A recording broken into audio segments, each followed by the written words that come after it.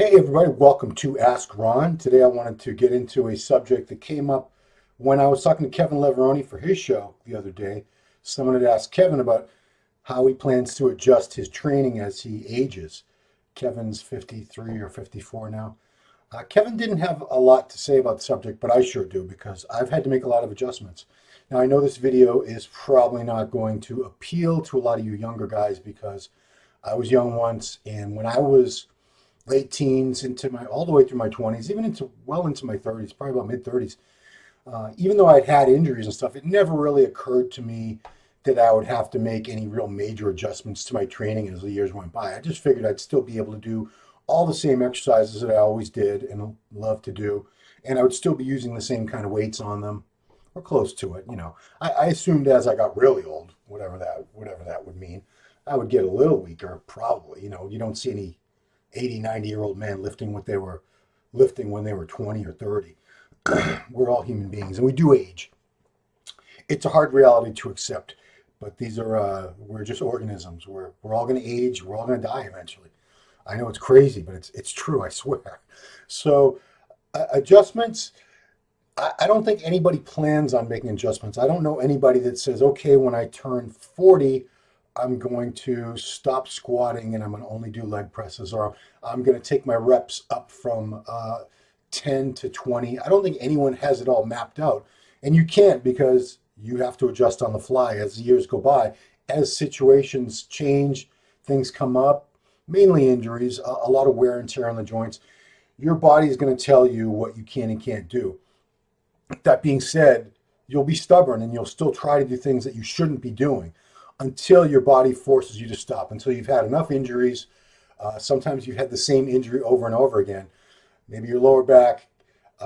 Here's a good one for me. I used to deadlift. I didn't deadlift for very long. I deadlifted in my 20s for a couple of years when I was training with an ex-Army Ranger that was also a power lifter. So when I trained with him, it was more of a powerlifting type of workout.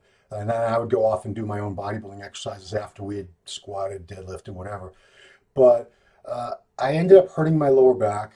I hurt it squatting too, but for some reason, even though the form was fine, I had a couple people coach me and fix my technique and all that.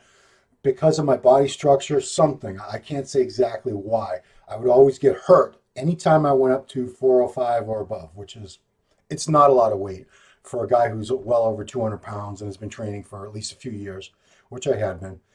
But I kept trying, and my lower back would get hurt, and it'd start feeling better, and then I would work up to deadlifts again, and not being crazy, I would take a couple weeks to try to get back to a decent weight.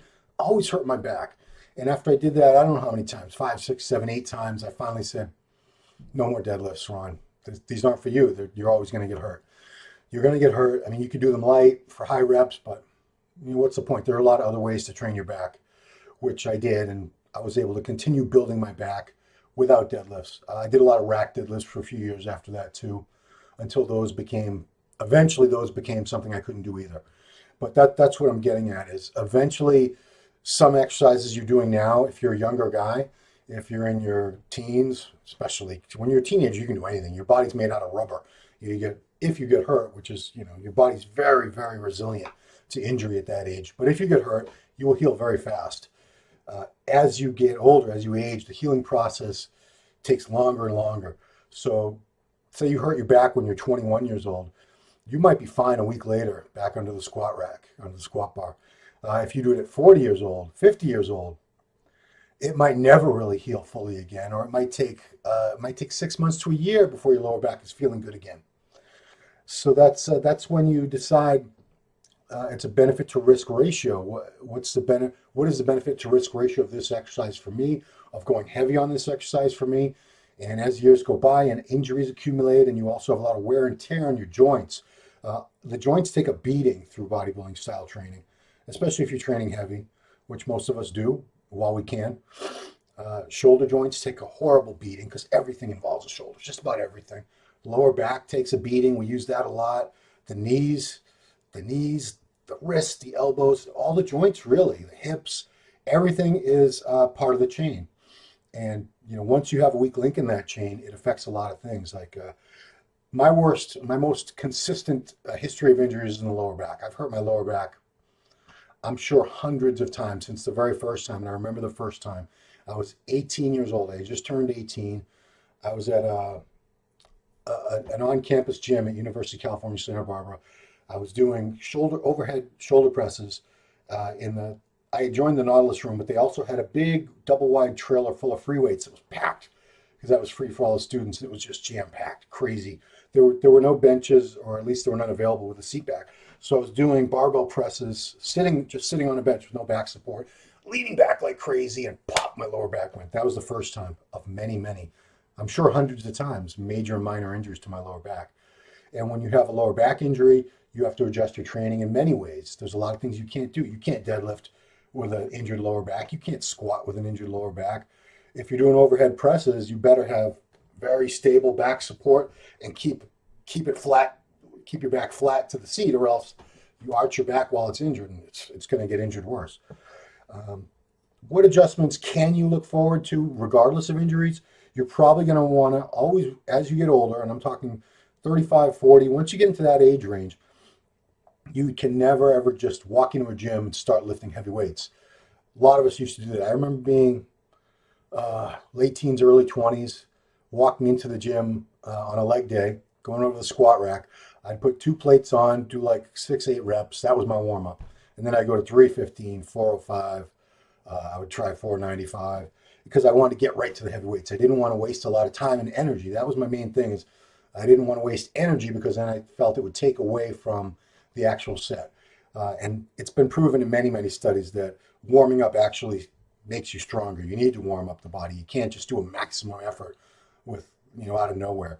People like to make these stupid references like, well, a lion doesn't warm up before it sprints. You're not a lion. That's like the stupid argument people say, well, vegans like to say, well, vegan, look at how big gorillas are. They don't eat any meat. Yeah, they eat leaves all damn day and shoots, but they're gorillas. You're not a gorilla. You're not. They're supposed to be that big. It's a connection it's a false connection that they're drawing. But back to this, you're definitely, as you get older, you're going to want to warm up a lot more. You're probably not going to want to start off with the heavy compound movements. Getting back to squats again. If it's leg day and you're 45, 50 years old, you're probably not going to want to start with heavy squats. If you can still squat fairly heavy, it's probably not in your best interest to squat as much as you used to. You're more susceptible to injury. You just are. There's wear and tear on all your connective tissues, your tendons, your ligaments. These things have all been beat up for years and years. So maybe on leg day, you'll work your hamstrings first, and maybe you'll do a few sets of good heavy leg presses, which are safer for you. Then you'll do squats. So instead of squatting 405, 495, like you did in your younger years when all your joints were a lot newer, a lot more resilient, maybe now it's 315.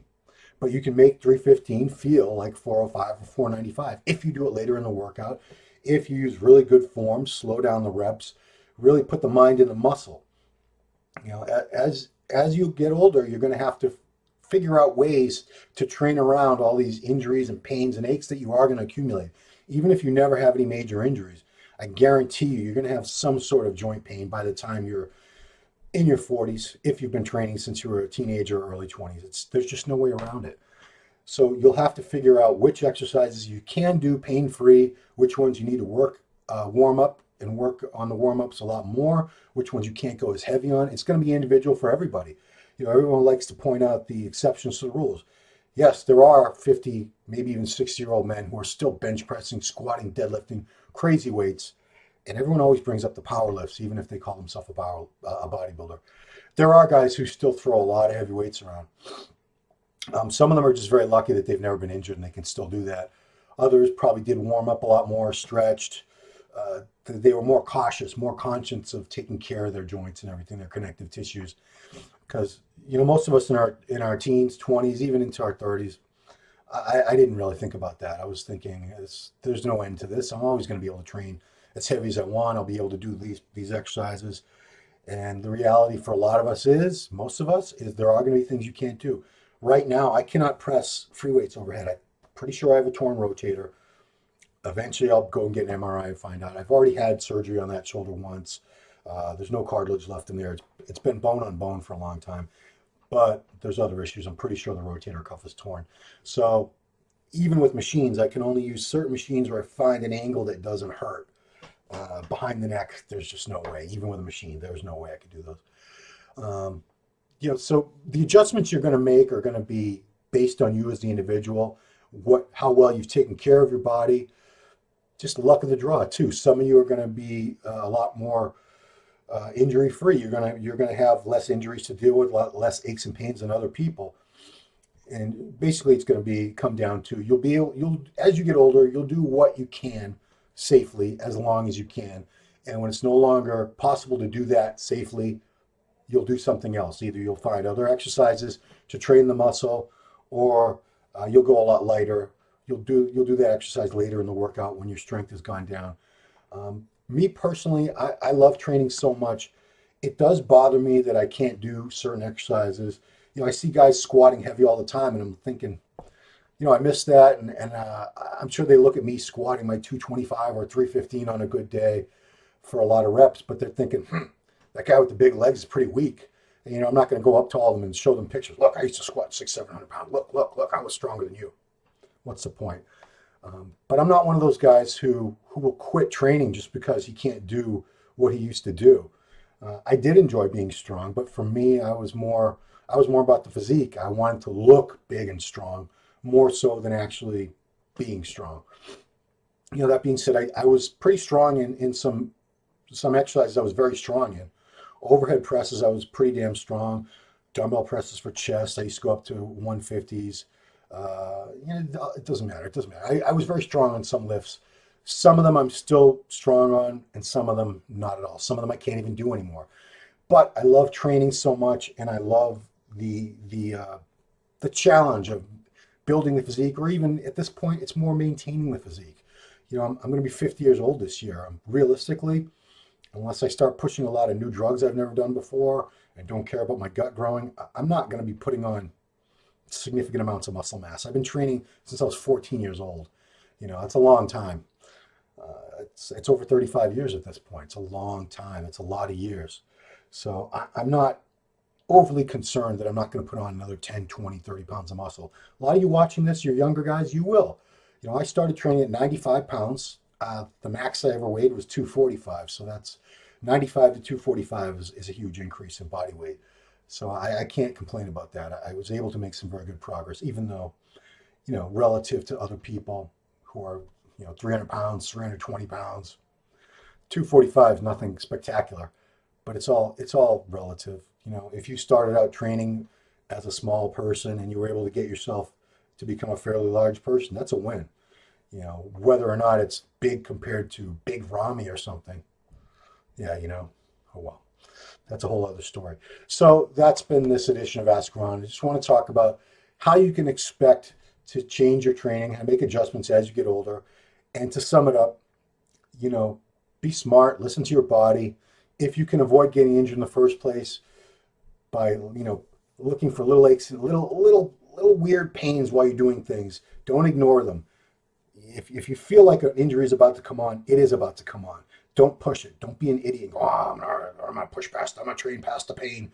Training past the pain in terms of muscle burn, things like that, that's a good thing. Training past the pain when it's a tendon's about to snap, you're just an idiot, and you're going to pay for it, and you're going to be regretting that you weren't more cautious.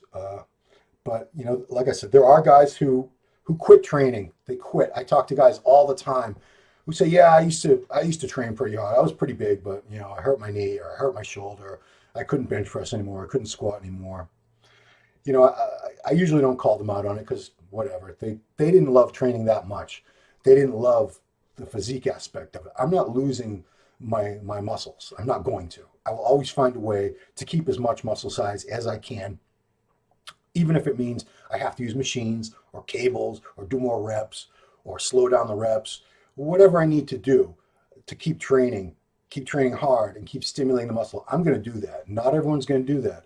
Some guys, if they can't bench press with a barbell heavy or squat with a barbell heavy, if they can't do a few of their favorite exercises with the kind of weights that they were accustomed to, they're out, they're done. And that's their choice. And I'm not judging them. I'm just saying, for me and for a lot of you guys out there, you'll keep finding a way. Where there's a will, there's a way. And if you love training, you're always going to want to train somehow. It's part of who you are. It's something you love to do. It's your sanity. It's your escape from the troubles of the real world. It's always going to be there for you, that iron. And that's how I feel about it. Love it to death. Always will. Thanks for watching, and we'll talk to you next time.